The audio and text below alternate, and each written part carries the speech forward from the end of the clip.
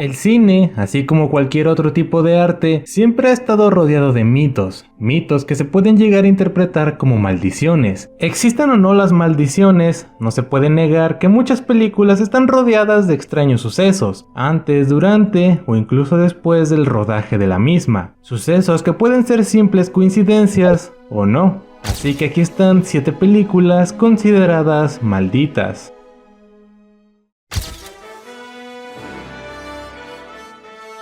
Rebelde sin causa es un clásico de culto que cuenta la historia de Jim Stark, interpretado por la estrella en ascenso James Dean.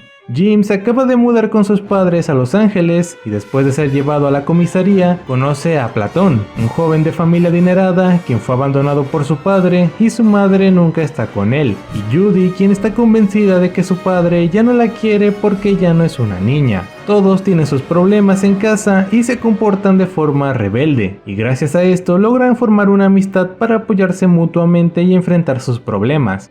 La película fue un éxito que se terminaría convirtiendo en un clásico. Sin embargo, su estrella no llegaría a verla, y este sería el comienzo de la maldición.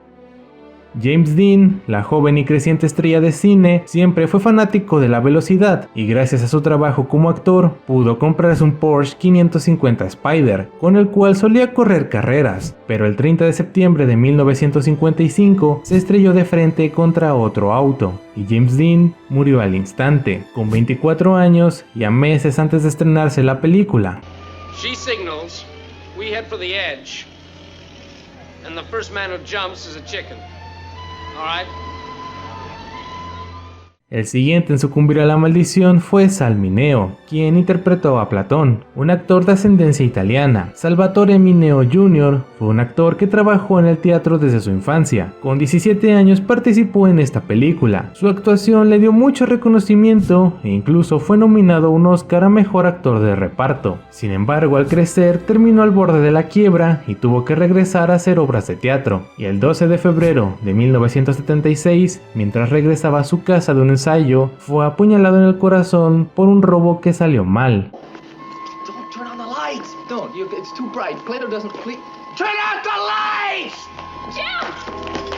Jim!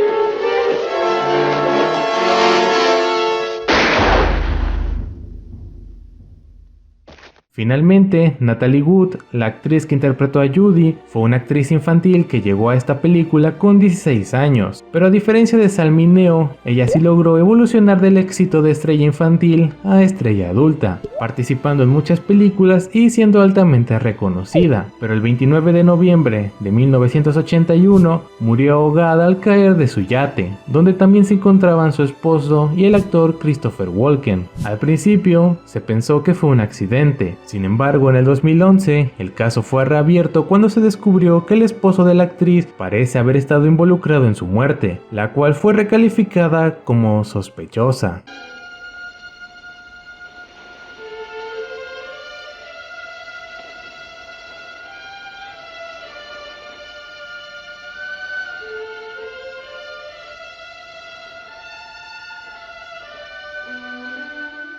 Aunque las muertes de los 3 protagonistas sean una coincidencia, no deja de ser una coincidencia perturbadora que sigue aumentando el mito de esta película.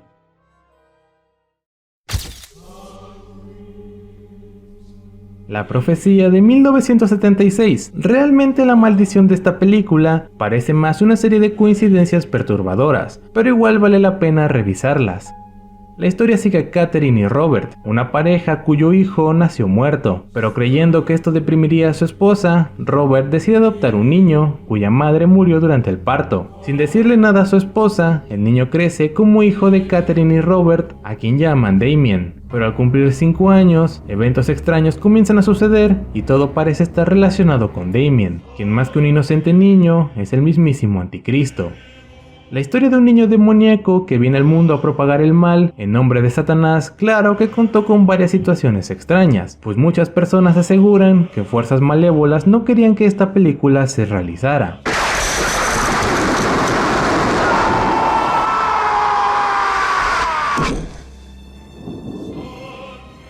Primero, Gregory Peck, quien interpretó a Robert, mientras viajaba a Inglaterra, su avión fue golpeado por un rayo, y después el guionista vivió exactamente la misma experiencia. Aparte, otro accidente también involucró a Gregory Peck y a un avión. Esto fue cuando el actor debía tomar un vuelo, pero lo canceló. Sin embargo, el avión terminó estrellándose al aterrizar y todos fallecieron.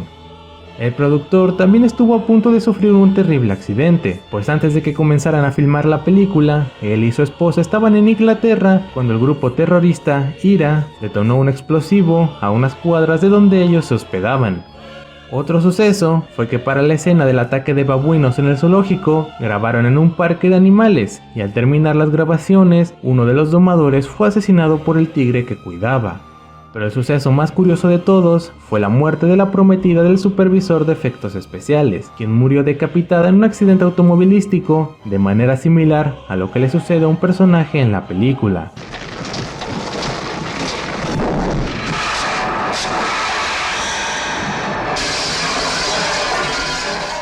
Y lo más extraño de todo es que esto sucedió cerca de una señal que decía Omen, kilómetro 66.6.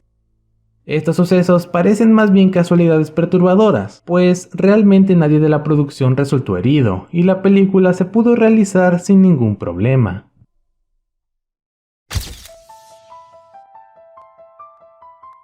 El Exorcista no necesita presentación. La película original es una de las obras del cine de terror más famosas y reconocidas hasta la época. La historia sigue a Chris MacNeil, una exitosa actriz quien cría sola a su hija Regan, una tierna y adorable niña de 12 años, quien repentinamente comienza a presentar actitudes extrañas, las cuales van escalando hasta convertirse en situaciones más allá del conocimiento de cualquier persona, por lo que en su desesperación, Chris recurre al padre Damian Carras, con la intención de que le practique un exorcismo a su hija, pues todo apunta a que la pequeña Regan está poseída por un demonio. Durante el rodaje de la película sucedieron muchos sucesos extraños, desde accidentes, como el incendio de varios sets, pero misteriosamente la habitación de Regan permaneció intacta, o que durante la escena donde Regan es sacudida en su cama, el mecanismo falló y la pequeña actriz se lastimó la espalda. De hecho, ese momento es la escena que vemos en la película, y el grito de dolor es real. Otro momento real es cuando una Regan poseída golpea a su madre y esta sale volando. Nuevamente el mecanismo falló y la actriz se lastimó la espalda realmente. Y el grito de dolor que escuchamos también es real.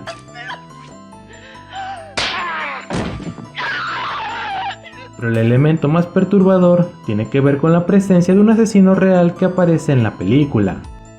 En un momento, a Regan se le realizó una angiografía, y para esa escena el director quería que todos los doctores fueran interpretados por médicos reales, entre ellos Paul Bateson, un técnico de radiología que en la película interpreta a un médico que ayuda a realizar el procedimiento a Regan.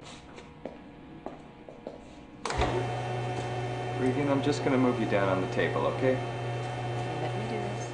Más allá de esa escena, Paul no tuvo participación, pero 4 años después, el cadáver de Addison Berrill, un reportero de Hollywood, fue encontrado en su departamento. El reportero, Arthur Bell, publicó que el asesino pudo tratarse de alguien quien Addison conociera. Días después, Arthur recibió una llamada anónima de alguien confesando ser el asesino, y debido a detalles que mencionó en la llamada, la policía determinó que se trataba de Paul Bateson, el médico que años antes había participado en El Exorcista. Después de arrestarlo, Paul confesó que se trató de un crimen pasional y fue sentenciado a un mínimo de 20 años en prisión. Durante ese periodo fue visitado por William Friedkin, el director del Exorcista. Paul finalmente fue puesto en libertad en el 2003 y no se ha sabido nada de él desde entonces.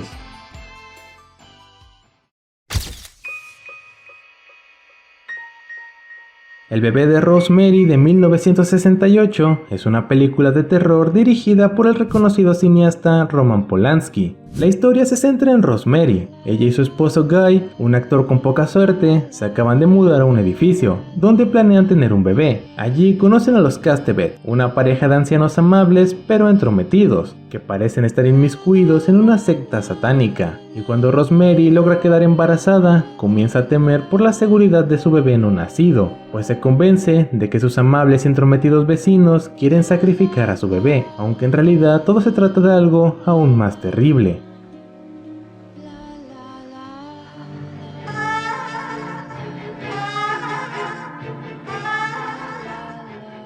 La película fue muy reconocida por tocar temas que para su época nunca se habían visto. El miedo está presente en la ciudad a plena luz del día, y los monstruos son los vecinos ancianos, pero aún así conectamos con Rosemary en su desesperación mientras investiga sobre cultos y brujería. Un año después del estreno de la película, ocurrió uno de los sucesos más impactantes en la historia de Hollywood. La noche del 8 de agosto de 1969, la en ese entonces esposa del director Roman Polanski, Sharon Tate, fue asesinada en su casa junto a 4 amigos, mientras que el director se encontraba filmando otra película en Londres. El asesinato fue llevado a cabo por Tex Watson y otros 3 miembros de la familia Manson, una secta criminal dirigida por Charles Manson, quien dio la orden de asesinar a Sharon y quien, para sumar más detalles escabrosos, tenía 8 meses de embarazo cuando fue asesinada. Para entender esta maldición hay que hablar de la conexión entre Charles Manson, el bebé de Rosemary y los Beatles, conexión que sonará muy rebuscada pero que no deja de ser curiosa. Charles Manson fue un hombre que formó un grupo de hippies conocido como la familia Manson, pero poco a poco Manson comenzó a creerse un mesías, lo que lo llevó a hacer cosas horribles. Se sabe que Charles Manson, dentro de su delirio, creía que los Beatles le mandaban mensajes ocultos dentro de las canciones del álbum The White Album, en especial la canción Helter Skelter. Manson aseguraba que esta canción le hablaba sobre una inminente guerra racial, y que su deber era asesinar a personas blancas, ricas y famosas y culpar a ciudadanos afroamericanos. The White Album fue escrito por los Beatles en un retiro en la India, donde también se encontraban Mia Farrow, la actriz que interpreta a Rosemary en la película. Aquí encontramos una conexión entre estos 3 elementos, pero esto aumenta. El bebé de Rosemary se ambienta casi en su totalidad en un edificio, y mientras que las tomas en interiores fueron grabadas en sets, las tomas del exterior fueron grabados afuera del Dakota, un edificio de apartamentos históricos de Nueva York, popularmente conocido porque John Lennon se hospedaba en este edificio, y en las puertas de este mismo fue asesinado el 8 de enero de 1980. De hecho, en la película, un personaje muere exactamente en el mismo lugar donde el ex integrante de los Beatles moriría años después.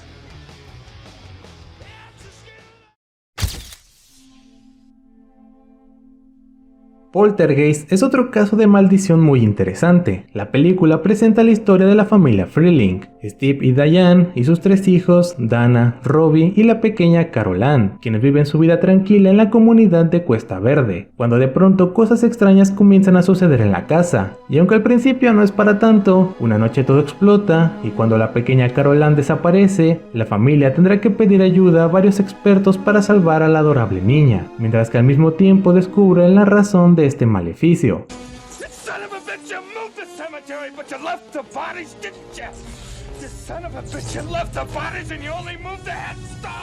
A diferencia de los casos anteriores, la maldición no solo abarca esta película, sino sus 2 secuelas, pero al igual que en los casos anteriores, la muerte está presente. El primer caso fue el de Dominique Dunne, quien interpretó a Dana, la hija mayor, la cual estaba en camino a tener una carrera exitosa como actriz, pero con 22 años y a pocos meses del estreno de la película, fue asesinada por su novio, quien la estranguló hasta dejarla en coma. 4 días después fue desconectada y murió. Por desgracia, el juicio contra su novio se convirtió en un caso extremadamente injusto, pues a pesar de lo que hizo, solo pasó 2 años y medio en prisión. El segundo caso fue el de Julian Beck, quien en Poltergeist 2 interpretó al reverendo Kane, y durante el rodaje desarrolló cáncer de estómago. De hecho, el aspecto desgastado que tiene durante la película es real. Esto se vuelve más perturbador cuando al momento de rodar Poltergeist 3 se tenía planeado usar al personaje otra vez, pero debido a la muerte del actor decidieron realizar una máscara prostética del actor para que alguien más la use. Sin embargo, existe la leyenda de que la máscara fue hecha con el cadáver del actor cuando este ya había fallecido. You're gonna die in there! All of you! You are gonna die! Finalmente, uno de los casos más lamentables de la historia del cine. Me refiero a la pequeña Heather, la actriz que interpretó el papel de Carol Ann y protagonizó las 3 películas, la cual por desgracia falleció a los 12 años mientras filmaba Poltergeist 3, debido a que se le mal diagnosticó la enfermedad de Crohn, cuando en realidad tenía estenosis intestinal aguda, y para el final de la película se utilizó otra actriz, a la cual no se le vio la cara.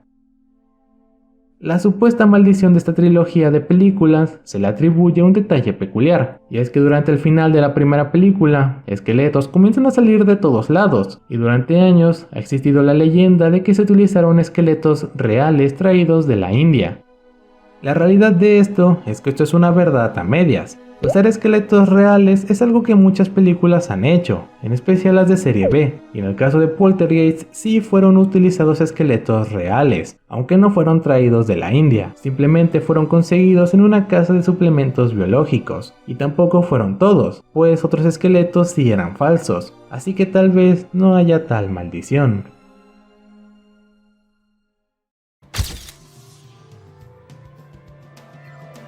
El Cuervo es la historia de Eric Draven y su prometida Shelley Webster. Ambos viven una bella relación llena de felicidad y planean casarse justo el 31 de octubre, pero una noche antes, Eric regresa a su departamento y descubre a 4 criminales abusando de Shelley, y antes de que pueda hacer algo, Eric recibe un disparo, cae por la ventana y muere. Shelley es llevada al hospital, pero muere después de muchas horas de sufrimiento. Un año después, Eric es traído de regreso a la vida gracias a un cuervo, ahora inmortal y con poderes sobrenaturales. Tiene la misión de buscar a los responsables de su muerte y la de su novia, y así obtener su venganza.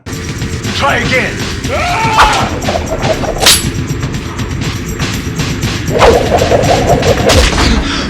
Victims, aren't we all? Más que el que esta película esté maldita, se podría decir que su protagonista estuvo maldito. Brandon Lee, hijo del mítico actor Bruce Lee, protagonizó esta película. Sin embargo, no llegó a terminarla, pues murió mientras grababa una escena, debido a la irresponsabilidad de la producción.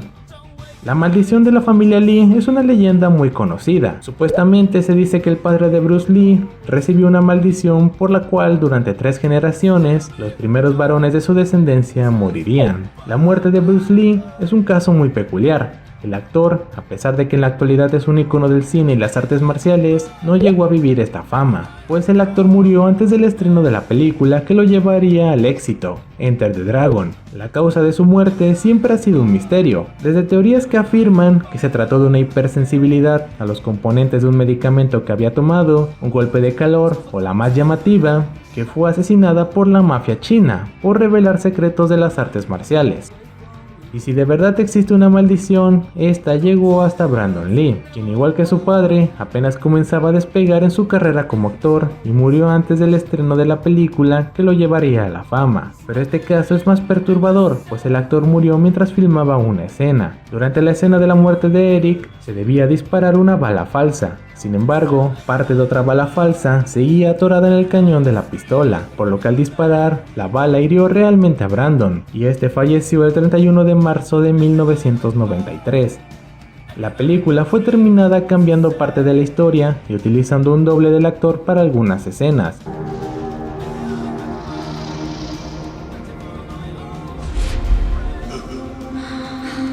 Para sumarle más misticismo a este tema, originalmente el personaje de Brandon moriría de forma diferente, pero al final fue cambiado para que muriera por un disparo, lo que de manera indirecta cambiaría el destino del actor.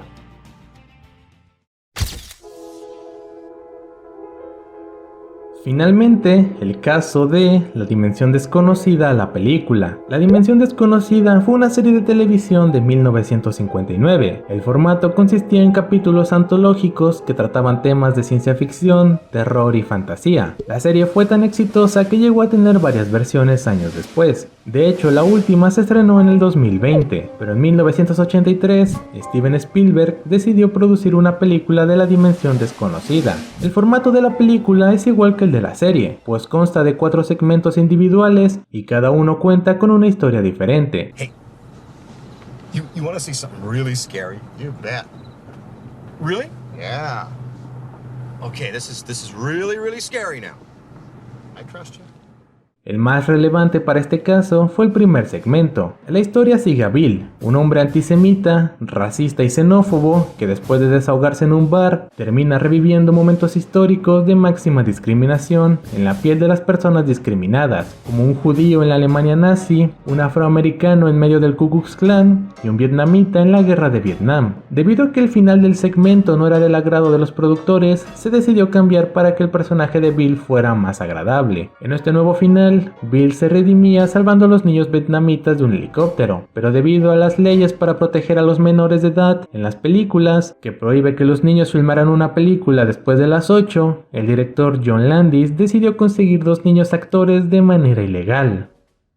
Entonces, mientras la escena se rodaba, Vic Morrow, el actor que interpretaba a Bill, corría por un río cargando a los 2 niños de 7 y 6 años, mientras un helicóptero los perseguía y había explosivos alrededor. Pero entonces el helicóptero pasó muy cerca de los explosivos, por lo que perdió el control y terminó aplastando a Vic Morrow y a los 2 niños. Los 3 murieron al instante. A pesar del accidente, la película fue estrenada, aunque con el final original. Este accidente también cambió para siempre las leyes de trabajo de Hollywood para quitarle la libertad a los directores. A pesar de que John Landis fue a juicio, el director fue absuelto y quedó libre. Aquí, realmente la película no es considerada maldita, más bien el accidente se convertiría en una maldición para todos los involucrados. Creas o no en las maldiciones, o pienses que estas son meras coincidencias, la realidad es que el ser humano siempre ha buscado una explicación a las cosas horribles que pasan. Malditas o no, lo ocurrido en estas películas quedará en la historia para siempre. Si te gustó el video dale like y suscríbete. Adiós.